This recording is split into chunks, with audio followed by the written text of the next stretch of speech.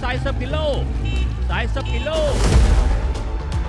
សោះថាបកាយធ្វើមហូបនិយាយទៅបកាយសពគ្រប់ ហើយមានចំណុចមួយដែលមានចន្លោះមានស្រីមើលឃើញពិបាកចិត្តណាស់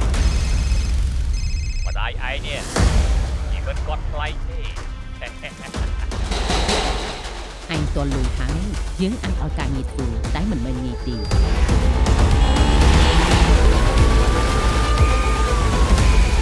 យើងដឹងថាអាចចង្រៃនោះលួចលុយរបស់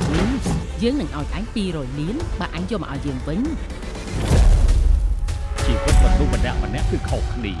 ម្នាក់ធ្វើដើម្បីរស់ ប្រាក់ហើយឃើញអត់ចាក់ធំទៅ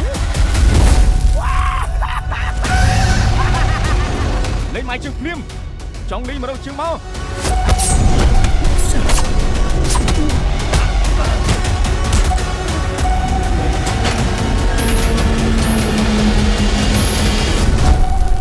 ឯងខំធំហីមកប៉ះលុយបងឡុងឯងលែងចង់រស់ហ៎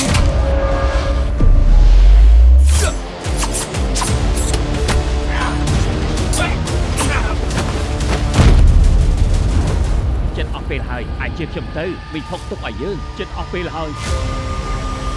ចិត្តអស់យ៉ាងណា